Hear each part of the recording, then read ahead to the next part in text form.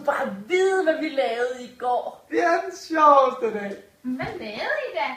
Vi var til sådan et arrangement, hvor mor fik en voksenpose. Og vi fik Lego. Mega sejt.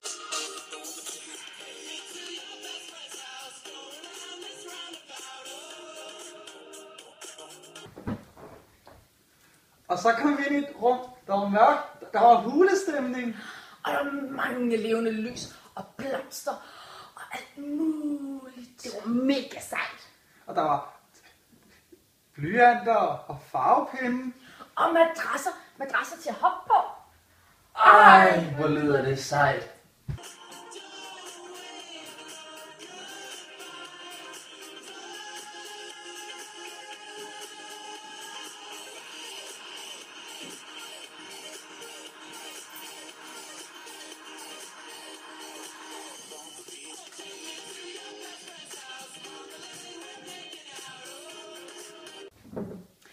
Og så skal vi købe kage hos ham der Ebbe. Hvem er Ebbe? Det er ham der havde det der sted. Hvad er det for et sted? Det hedder den nyeste 58.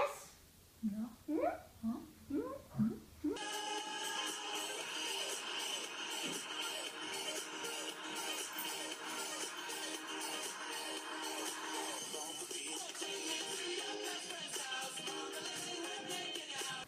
Så kom der nogen fra det der mødrehjælpen og fortalte en masse voksne ting om, hvad alle de penge, mor og far brugte, skulle bruges til.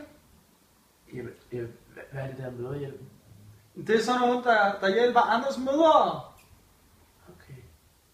Ja.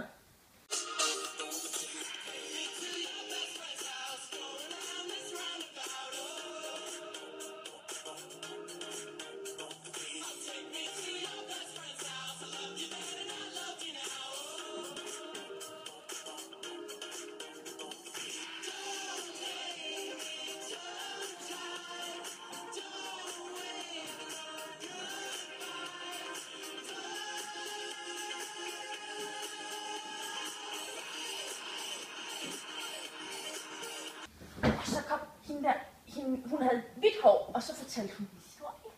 Hvad var en historie, hun fortalte? Det var en historie om et dyr. Det var en stribra. Nå.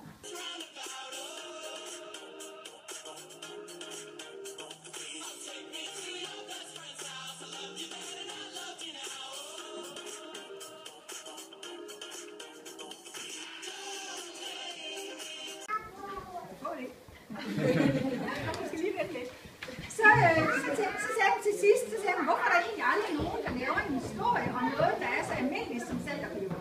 Og så tænkte jeg, jamen det kunne jeg jo godt prøve. Og så lavede jeg en historie om salt og peber, der går tur ind i dybet, ind i mørket på køkkenhylden. Og derinde, der møder de rosinpakken og mælkeposen. Og de er ikke særlig flinke. Og så ender det med, at de stikker af, og så kommer de ud og står ud på køkkenhylden.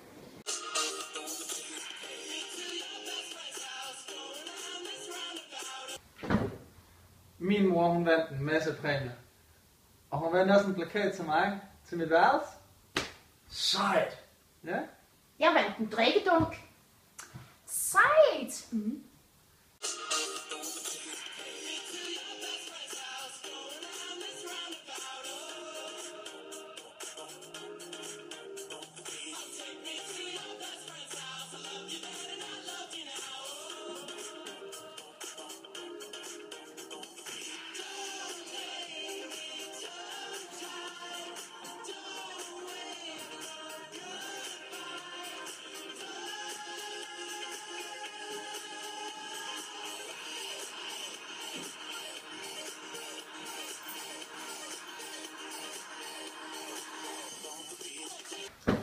Ej, hvor gad jeg bare godt have været med.